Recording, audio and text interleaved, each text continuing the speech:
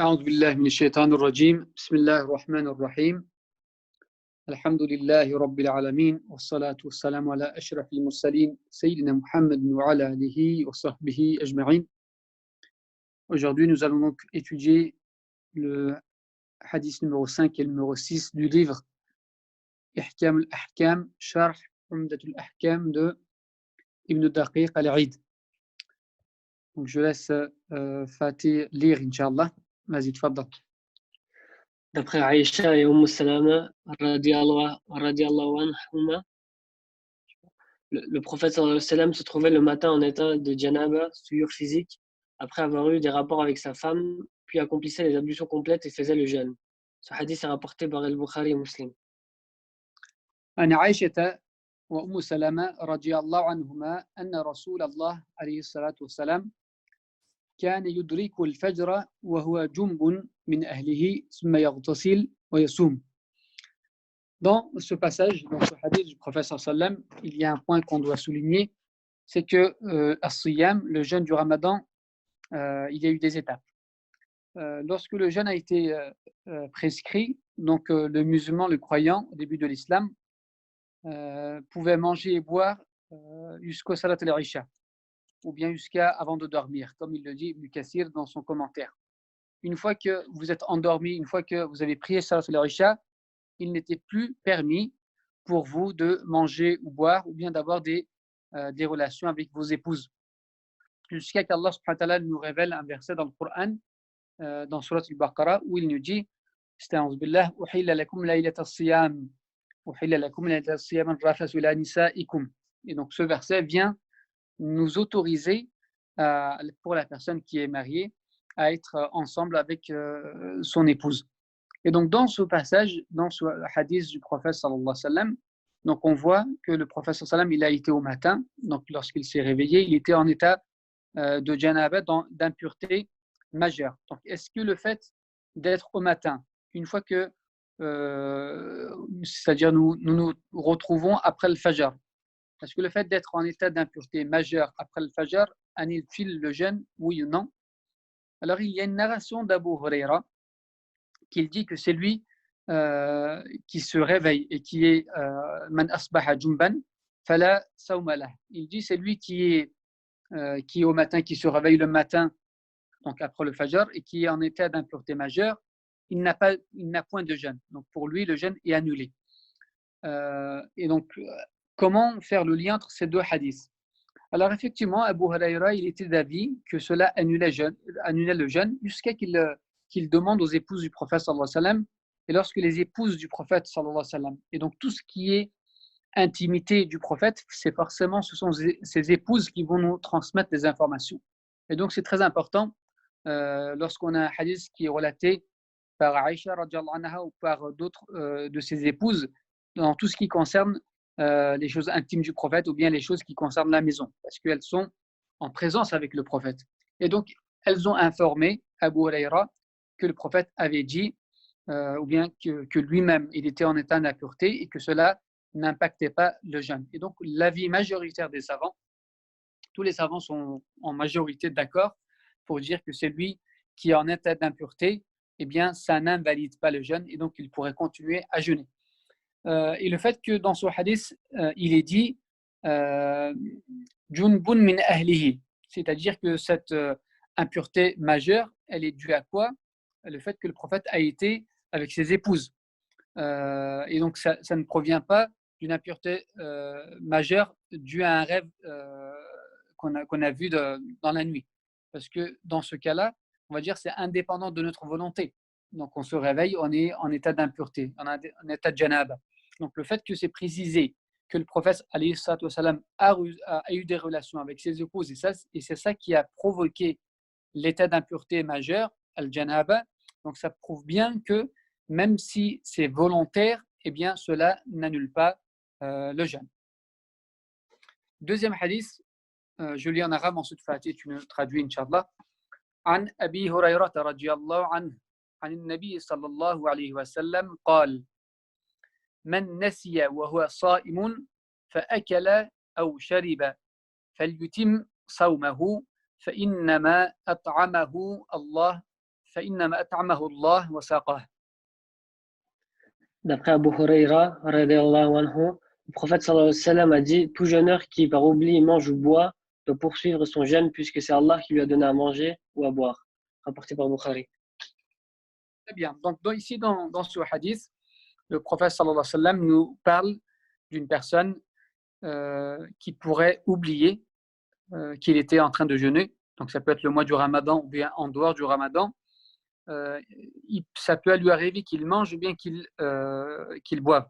Donc cette personne a oublié et il a rompu son jeûne. Est-ce que cela annule le jeûne ou non? Alors pour la majorité des savants, en se basant sur ce hadith qui est authentique, ils ont dit donc c'est Allah subhanahu wa ta'ala qui l'a nourri, donc c'est un cadeau de Dieu pour lui, et donc son jeûne sera valide. Pour l'imam Malik, il pense, l'imam Malik, que son jeûne sera invalide. Alors ce grand imam qui a un recueil de hadiths qui s'appelle Al-Muwatta, et est-ce qu'il n'était pas au courant de ce hadith, et alors que lui il vivait à Médine, et la ville de Médine c'était le berceau du hadith. Alors bien sûr qu'Imam Malik avait connaissance de ce hadith. Alors Imam Malik, comment il procède? Donc pour la majorité des savants, les trois autres écoles, son jeûne est valide, il continue à s'abstenir de manger et de boire jusqu'au soir, et son jeûne est valide et il n'a pas à rattraper. C'est un cadeau d'Allah Azza wa Jal. Pour Imam Malik, son jeûne est interrompu, donc il devrait le rattraper. Pour quelle raison? Eh bien, il fait un qiyas, il fait l'analogie à la prière. Si une personne mange ou bien parle dans la prière, est-ce que sa prière est annulée? Sa prière est annulée. Et donc, il applique le même jugement pour le siyam, en disant si pour la prière ça annule, et donc pour le siyam aussi, ça annule.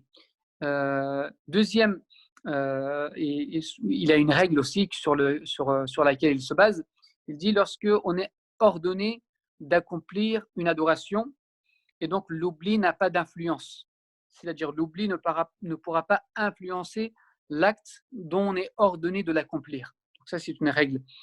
Ou bien, deuxième explication qu'ils apportent les Malikites, ils disent que ce hadith du prophète sallallahu alayhi wa sallam concerne le jeûne, non pas du Ramadan, mais le jeûne surérogatoire. Mais pour le Ramadan, en tout état de cause, eh bien, ça annulerait le jeûne, et d'autant plus que ce que dit Imam Malik, c'est conforme au qiyas. C'est quoi le qiyas? L'analogie. Donc la personne ne doit pas manger et ne doit pas boire. Et donc même s'il le fait par oubli, donc on va faire l'analogie du moment qu'il a mangé, du moment qu'il a bu, et donc son jeûne sera invalidé. Et donc voilà le raisonnement de l'imam Malik sur cette question. Mais en tout cas pour la majorité, donc ceci est validé. Mais par contre, dans le hadith, c'est bien indiqué فَإِنَّمَا أَطْعَمَهُ اللَّهُ, qui veut dire puisque c'est Allah qui lui a donné à manger ou à boire. Et dans ce passage-là, pourtant c'est précis pour dire que son jeûne devrait rester valide. Et donc l'imam Malik il va dire en réalité, ou bien les Malikites, ici on parle du péché qui est levé.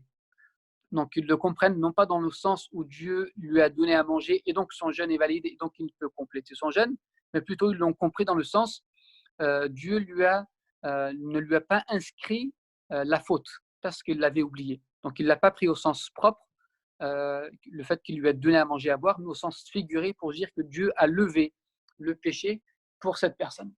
Alors toujours dans la continuité par rapport à cette question, il y avait un point que j'ai oublié d'évoquer tout à l'heure, que je reviendrai concernant le premier hadith. Si j'oublie, vous me le rappelez, Inch'Allah. Maintenant, la deuxième question, c'est la personne, on va dire, qui commet un acte charnel avec son épouse par oubli. Est-ce que nous allons appliquer la même règle, oui ou non? Alors, pour les Hanafites, ils vont appliquer la même règle. Ils vont dire, du moment qu'il y a oubli, que ce soit la nourriture ou bien les rapports intimes, eh bien, ça va annuler le jeûne. Pour les Malikites, encore une fois, donc ça sera bien sûr invalidé. Et pour les Hanbalites, ça sera invalidé, plus ils devraient donner une expiation, ce qu'on appelle kafara, donc jeûner 2 mois ou bien nourrir 60 pauvres.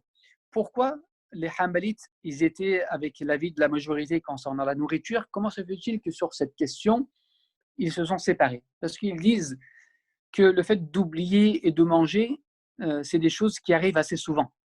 Mais le fait d'oublier que je jeûnais et de faire et avoir des rapports intimes, ils disent c'est pas une chose qui arrive de manière habituelle.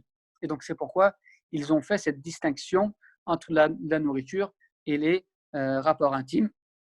Et donc pour les Hanafites également, donc ça sera comme pour la nourriture, son jeûne sera valide.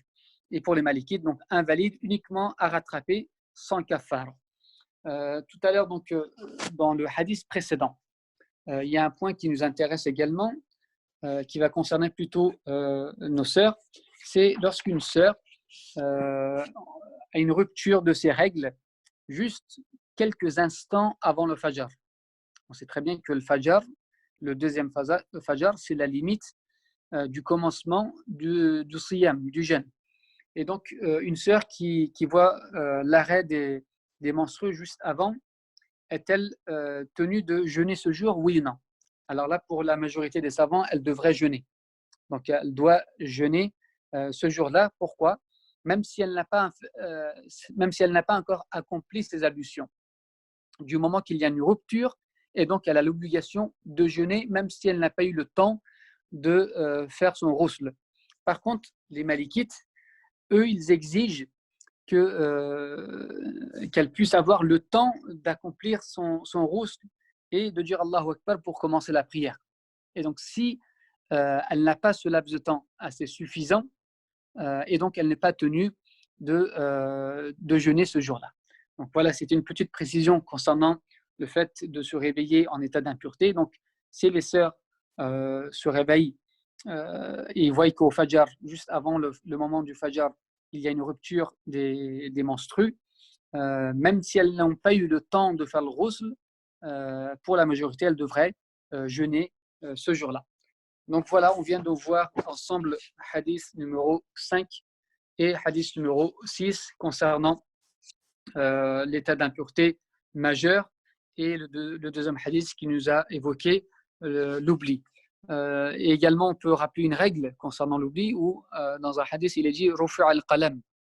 La plume n'écrit pas pour la personne qui a oublié, la personne qui est contrainte, et la personne qui n'a pas la raison. Donc, une personne qui n'a pas la raison, qui fait des choses, donc la plume, le qalam n'écrit pas. Et donc, ce hadith est appliqué, va dans le même sens que la règle. Et donc, toute personne qui va oublier de faire une chose, donc n'a pas, selon l'avis de la majorité, à rattraper son jeûne. On a vu également qu'il y a une distinction entre le jeûne et la prière. Donc, dans la prière, si la personne oublie et parle, s'il oublie, il mange, et s'il oublie et il boit, comment se fait-il que sa prière est invalidée alors que pour le jeûne n'est pas invalidée? Eh bien, la réponse, elle est assez simple. C'est parce que concernant le jeûne, il y a un texte. C'est parce que le prophète sallallahu alayhi wa sallam nous a dit que le jeûne n'était pas valide.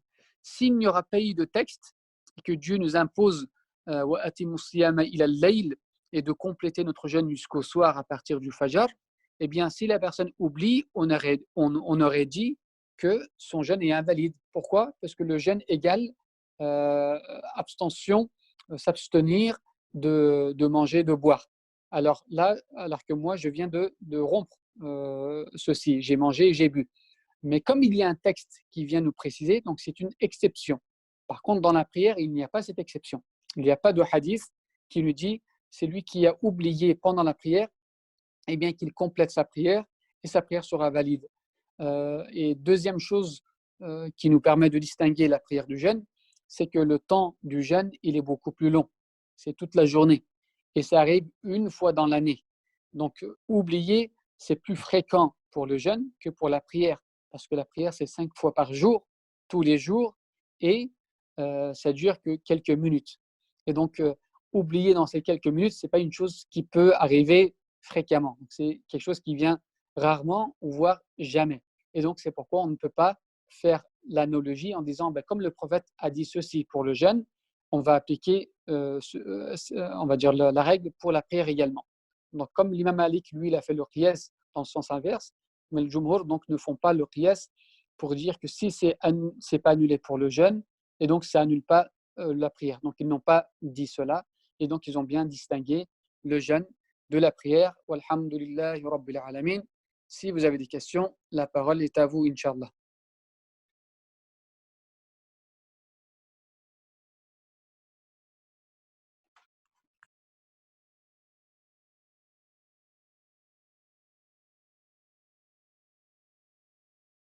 Pas de questions? S'il n'y a pas de questions, on peut clôturer par une dua, Inch'Allah.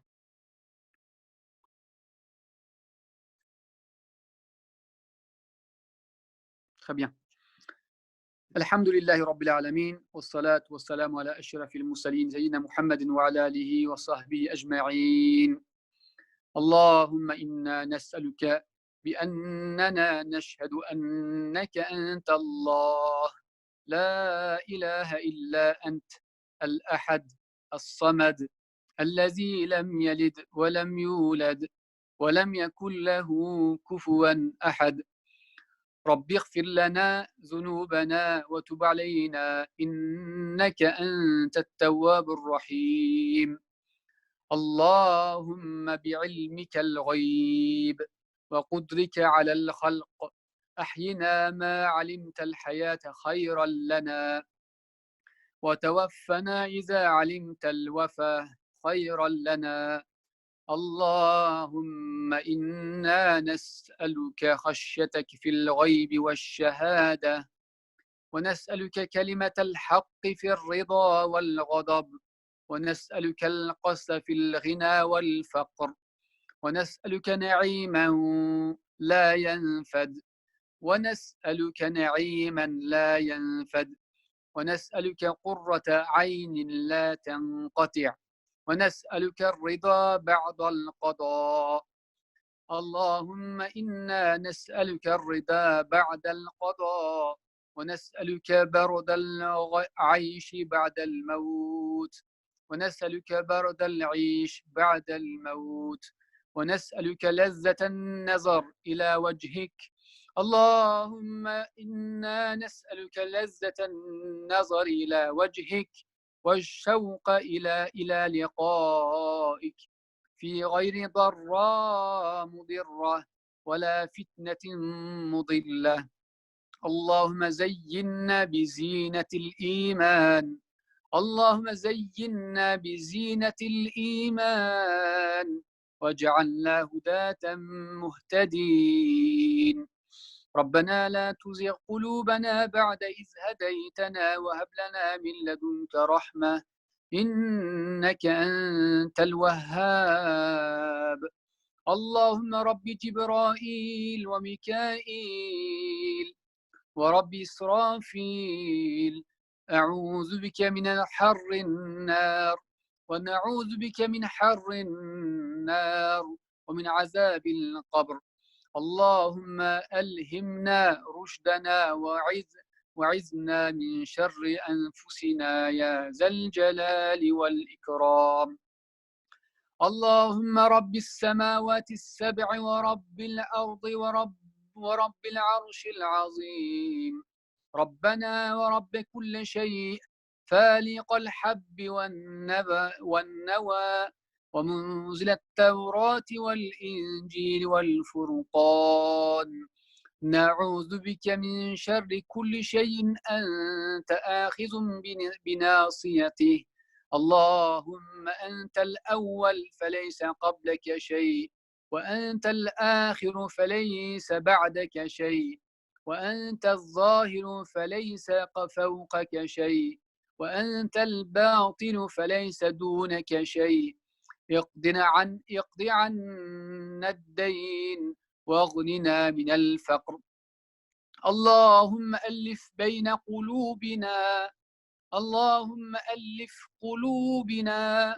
اللهم ألف بين قلوبنا وأصلح ذات بيننا واهدنا سبل السلام ونجنا من الظلمات إلى النور وجنبنا الفواحش ما ظهر منها وما بطن وبارك لنا في أسماعنا وأبصارنا وقلوبنا وأزواجنا وذرياتنا وتب علينا إنك أنت التواب الرحيم واجعلنا شاكرين لنعمتك مثنين بها عليك قابلين لها وأتمم علينا يا ذا الجلال والإكرام قابلين لها وأتممها علينا يا ذا الجلال والإكرام أعوذ بالله من الشيطان الرجيم بسم الله الرحمن الرحيم